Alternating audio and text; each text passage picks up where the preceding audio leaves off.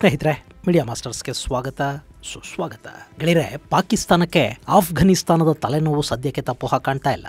ಈ ಆಫ್ಘನಿಸ್ತಾನವನ್ನು ಮಟ್ಟ ಹಾಕಿ ಅದರ ವಕಾನ್ ಕಾರಿಡಾರ್ ಪ್ರದೇಶವನ್ನು ವಶಪಡಿಸಿಕೊಳ್ಳೋ ಕನಸೊಂದನ್ನು ಪಾಕಿಸ್ತಾನ ಕಾಣ್ತಾ ಇದ್ರೆ, ಮತ್ತೊಂದು ಕಡೆ ಆಫ್ಘನಿಸ್ತಾನ ಹಾಗೂ ಟಿಟಿಪಿಗಳು ಪಾಕಿಸ್ತಾನಿ ಸೇನೆಯ ಆರ್ಥಿಕ ಮೂಲಗಳನ್ನು ಕತ್ತರಿಸಿ ಬಿಡೋ ಯೋಜನೆಯನ್ನ ಸಿದ್ಧಪಡಿಸ್ತಾ ಇವೆ. ಹಾಗೆ ಆಫ್ಘನಿಸ್ತಾನಕ್ಕೆ ಪಾಕಿಸ್ತಾನದ ಒಂದು ಕಾಲದ ಮಿತ್ರ ಅಮೆರಿಕ ಫಂಡಿಂಗ್ ಮಾಡ್ತಾ ಇದೆ ಅನ್ನೋ ವಿಷಯ ಕೂಡ ಈಗ ಬಹಿರಂಗಗೊಳ್ತಾ ಇದೆ. ಹಾಗಾದ್ರೆ ಪಾಕಿಸ್ತಾನಿ ಸೇನೆಯ ಆರ್ಥಿಕ ಮೂಲಗಳು ಯಾವುವು? ಅವುಗಳನ್ನು ತಾಲಿಬಾನಿಗಳು ಯಾಕೆ ಗುರಿಯಾಗಿಸ್ಕೊಳ್ತಾ ಇದ್ದಾರೆ ಮತ್ತು ಆಫ್ಘನಿಸ್ತಾನಕ್ಕೆ ಅಮೆರಿಕ ಕೊಡ್ತಾ ಇರೋ ಹಣ ಎಷ್ಟು ಅನ್ನೋ ಬಗ್ಗೆ ಒಂದಷ್ಟು ಮಾಹಿತಿಯನ್ನ ನಾವಿಲ್ಲಿ ನೋಡೋಣ.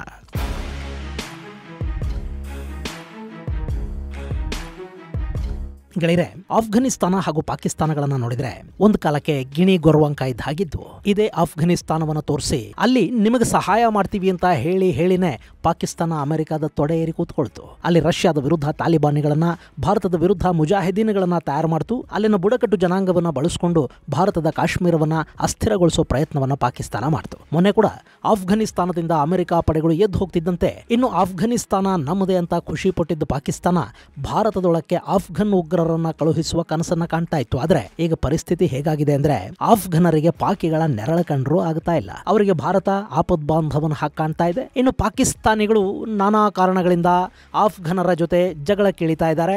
ಹಾಗೆ ಪಾಕಿಸ್ತಾನದಲ್ಲೇ ಇರೋ ತೆಹರಿಕಿ ತಾಲಿಬಾನ್ ಅಥವಾ ಪಾಕಿಸ್ತಾನಿ ತಾಲಿಬಾನ್ ಪಾಕ್ ಸರ್ಕಾರಕ್ಕೆ ದೊಡ್ಡ ತಲೆನೋವಾಗಿ ಪರಿಣಮಿಸಿದೆ. ಇನ್ನು ಆಫ್ಘನಿಸ್ತಾನದ ತಾಲಿಬಾನಿಗಳು ಪಾಕ್ ಆಫ್ಘನ್ ನಡುವಿನ ಡುರಾಂಡ್ ಲೈನ್ ಅನ್ನ ತಮ್ಮ ಗಡಿ ಅಂತ ಒಪ್ತಾ ಇಲ್ಲ. ಅವರ ಪ್ರಕಾರ ಆಫ್ಘನಿಸ್ತಾನದ ಗಡಿ ಸಿಂಧೂ ನದಿನೇ ಹೊರತು ಪಾಕಿಸ್ತಾನ ಅಲ್ಲ. ಪಾಕಿಸ್ತಾನ ಅನ್ನೋ ದೇಶವನ್ನು ಕೂಡ ಅವರಿಗೆ ಲೆಕ್ಕಕ್ಕೆ ತಗೋತಾ ಇಲ್ಲ. ಡುರಾಂಡ್ ಲೈನ್ ಅನ್ನೋ ಗಡಿ ರೇಖೆಯನ್ನ ಅವರು ಊಹಾ ರೇಖೆ ಅಂತ ಕರೀತಾ ಇದ್ದಾರೆ. ಇದರ ಅರ್ಥ ಪಾಕಿಸ್ತಾನವನ್ನ ಅಸ್ತಿತ್ವದಲ್ಲಿದೆ ಅಂತ ಕೂಡ ಅವರು ಕನ್ಸಿಡರ್ ಮಾಡ್ತಾ ಇಲ್ಲ. ಆ ನೆಲ ಕೂಡ ನಮ್ಮದೇ ಅಂತ ಅವ್ರು ಹೇಳೋದಕ್ಕೆ ಶುರು ಮಾಡಿದ್ದಾರೆ. ಈ ಮಧ್ಯೆ ಪಾಕಿಸ್ತಾನ ಆಫ್ಘನ್ ನೆಲದ ಮೇಲೆ ಬಾಂಬ್ಗಳನ್ನು ಹಾಕಿದ್ದು ಅವರನ್ನ ಇನ್ನಷ್ಟು ಕೆರಳೋ ಹಾಗೆ ಮಾಡಿದೆ. ಮತ್ತು ಆಫ್ಘನಿಸ್ತಾನದ ಡುರಾಂಡ್ ಲೈನ್ ನಿಂದ ಸುಮಾರು 50 ಕಿಲೋಮೀಟರ್ ಒಳಗೆ ಬಂದಿರೋ ಆಫ್ಘನ್ ಸೇನೆ ಈಗ ಒಂದಷ್ಟು ಪಾಕಿಸ್ತಾನಿ ಸೇನಾ ಪೋಸ್ಟ್ಗಳನ್ನು ವಶಪಡಿಸಿಕೊಂಡಿದೆ. ಅವರಿಗೆ ತೆಹರಿಕಿ ತಾಲಿಬಾನಿಗಳ ಬೆಂಬಲ ಕೂಡ ಸಿಗ್ತಾ ಇದೆ.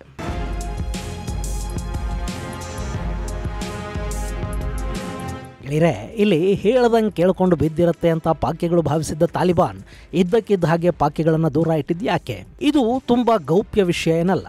ಪಾಕಿಸ್ತಾನದಿಂದ ತಮಗೊಂದಷ್ಟು ಲಾಭ ಆಗಬಹುದು ಅಂತ ಈ ತಾಲಿಬಾನಿಗಳು ಭಾವಿಸಿದ್ರು. ಆದ್ರೆ ಪಾಕಿಸ್ತಾನ ಕೂಡ ಅವರಿಂದ ಅದೇ ರೀತಿಯ ಲಾಭಗಳನ್ನು ನಿರೀಕ್ಷೆ ಮಾಡ್ತಾ ಇತ್ತು. ಆಫ್ಘನಿಸ್ತಾನ ತಾಲಿಬಾನಿಗಳ ಕೈಗೆ ಸಿಕ್ಕಾಗ ಅವರಿಗೆ ಮುಖ್ಯವಾಗಿ ಆಹಾರ, ಔಷಧಗಳು ಹಾಗೂ ಇನ್ನಿತರ ಅಗತ್ಯ ವಸ್ತುಗಳು ಬೇಕಾಗಿತ್ತು. ಅಮೆರಿಕ ಅಲ್ಲಿ ಏನ್ ಬಿಟ್ಟು ಹೋಯಿತು? ಸುಮಾರು $7 ಬಿಲಿಯನ್ ಮೌಲ್ಯದ ಆಯುಧಗಳು ಹಾಗೂ $50 ಮಿಲಿಯನ್ ಹಣ ಬಿಟ್ರೆ ಅಮೆರಿಕ ತಾಲಿಬಾನಿಗಳಿಗೆ ಬೇರೆ ಏನೂ ಕೊಟ್ಟಿರಲಿಲ್ಲ.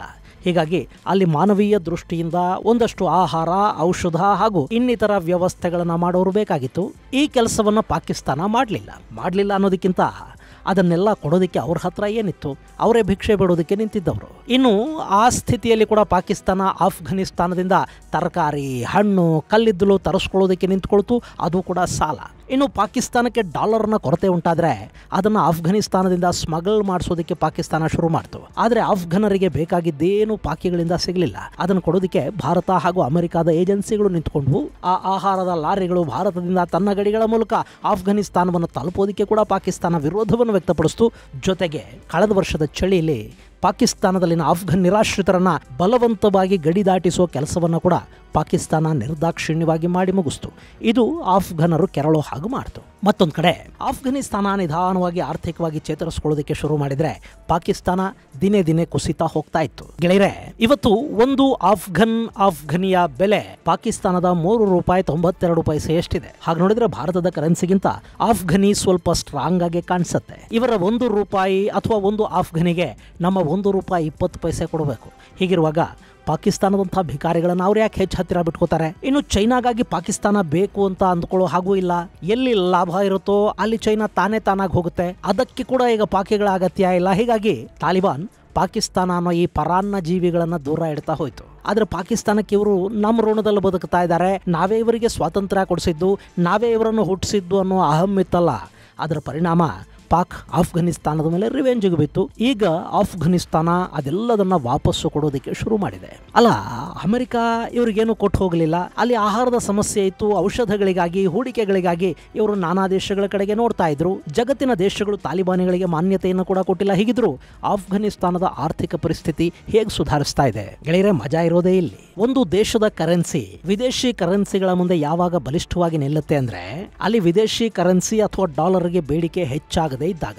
ಉದಾಹರಣೆಗೆ ನಾವು ಏನನ್ನಾದ್ರೂ ಹೆಚ್ಚು ಆಮದು ಮಾಡ್ಕೋಬೇಕು ಅಂದ್ಕೊಳ್ಳಿ, ಆಗ ಡಾಲರ್ ಅಲ್ಲೇ ವಹಿವಾಟನ್ನು ಮಾಡ್ತೀವಿ. ಅದಕ್ಕಾಗಿ ಡಾಲರ್ನ ಅಗತ್ಯ ಹೆಚ್ಚಾಗುತ್ತೆ. ಆಗ ಸೆಂಟ್ರಲ್ ಬ್ಯಾಂಕ್ ಡಾಲರ್ ಅನ್ನು ಅಂತಾರಾಷ್ಟ್ರೀಯ ಮಾರುಕಟ್ಟೆಯಿಂದ ಖರೀದಿ ಮಾಡಬೇಕು ಅಥವಾ ಆ ದೇಶದ ರಫ್ತುಗಳ ಮೂಲಕ, ರೆಮಿಟೆನ್ಸ್ ಮೂಲಕ ಡಾಲರ್ ಹೆಚ್ಚಿನ ಪ್ರಮಾಣದಲ್ಲಿ ಬರಬೇಕು. ಆಫ್ಘನಿಸ್ತಾನಕ್ಕೆ ಇದು ಯಾವುದರ ಅಗತ್ಯನೂ ಇಲ್ಲ. ಅವರು ಡಾಲರ್ ವ್ಯವಹಾರ ತುಂಬಾ ಕಡಿಮೆ ಮಾಡ್ತಾರೆ. ಆಹಾರವನ್ನ ಭಾರತ, ರಷ್ಯಾ, ಚೈನಾ ಮುಂತಾದ ದೇಶಗಳು ಕೊಡುತ್ತವೆ. ಅವರ ಮೈನ್ಸ್ ಮಾದಕ ಪದಾರ್ಥಗಳ ಮಾರಾಟ ಆಗುತ್ತೆ. ಅಲ್ಲಿನ ಹಣ್ಣು ಹಾಗೂ ಇನ್ನಿತರ ತರಕಾರಿಗಳನ್ನು ಅವರು ಎಕ್ಸ್ಪೋರ್ಟ್ ಮಾಡ್ತಾರೆ. ಹಾಗೆ ಒಂದಷ್ಟು ರೆಮಿಟೆನ್ಸ್ ಕೂಡ ಬರುತ್ತೆ. ಇದೆಲ್ಲದರಿಂದ ಎಷ್ಟು ಹಣ ಬರುತ್ತೋ ಅದಕ್ಕಿಂತ ಹೆಚ್ಚು ಹಣವನ್ನ ಅಲ್ಲಿ ಅಮೆರಿಕ ಆಫ್ಘನಿಸ್ತಾನಕ್ಕೆ ರಹಸ್ಯವಾಗಿ ಒದಗಿಸಿ ಕೊಡ್ತಾ ಇದೆ ಅನ್ನೋದು ಈಗ ವಿವಾದಕ್ಕೆ ಕಾರಣವಾಗ್ತಾ ಇರೋ ಅಂಶ.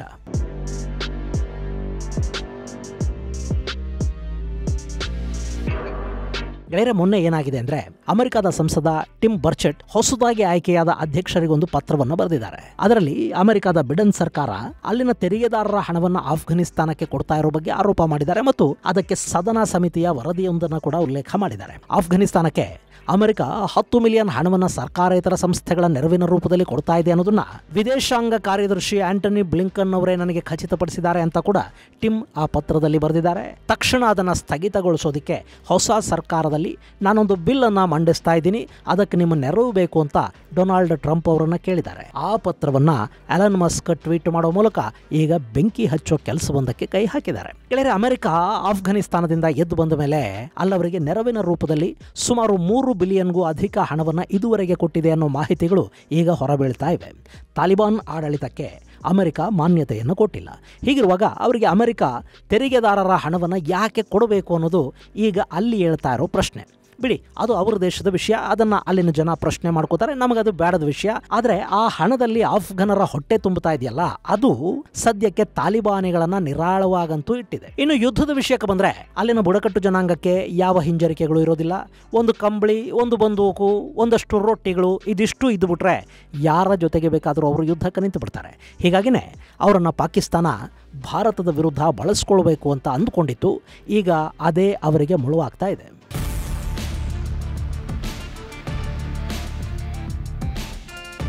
ಇನ್ನು TTP ಅಂದರೆ ತೆಹರಿಕಿ ತಾಲಿಬಾನಿ ಪಾಕಿಸ್ತಾನ, ಅವರಂತೂ ಪಾಕ್ ವಿರುದ್ಧ ಎಷ್ಟು ಸಿಡಿಮಿಡಿಗುಡ್ತಾ ಇದ್ದಾರೆ ಅಂದರೆ, ಇಷ್ಟು ದಿನ ಪಾಕಿಸ್ತಾನದ ಸೇನೆ, ಸೇನಾ ವಾಹನಗಳು, ಸೇನಾ ಪೋಸ್ಟುಗಳನ್ನು ಗುರಿಯಾಗಿಸಿಕೊಂಡು ದಾಳಿ ಮಾಡ್ತಾ ಇದ್ದ TTP ಈಗ ಪಾಕಿಸ್ತಾನಿ ಸೇನೆಯ ಆರ್ಥಿಕ ಮೂಲಗಳನ್ನು ಗುರಿಯಾಗಿಸಿಕೊಂಡು ದಾಳಿ ಮಾಡೋದಾಗಿ ಘೋಷಣೆ ಮಾಡಿದೆ. ಗೆಳೆಯರೆ, ಪಾಕಿಸ್ತಾನದ ಸೇನೆ ಇದೆಯಲ್ಲ, ಅದು ಅಲ್ಲಿನ ಸರ್ಕಾರಕ್ಕಿಂತ ಸ್ಟ್ರಾಂಗ್ ಅನ್ನೋದು ನಿಮಗೆ ಗೊತ್ತಿದೆ. ಹಾಗೆ ಅಲ್ಲಿನ ರಾಜಕಾರಣಿಗಳಿಗಿಂತ ಶ್ರೀಮಂತರು ಮತ್ತು ಭ್ರಷ್ಟರು ಅಲ್ಲಿನ ಸೇನಾಧಿಕಾರಿಗಳು. ಪಾಕಿಸ್ತಾನದ ಸೇನೆ ಬರೀ ಯುದ್ಧ ಮಾಡೋದಿಲ್ಲ, ಬದಲಿಗೆ ಅದು ರಾಜಕೀಯ ಮಾಡುತ್ತೆ.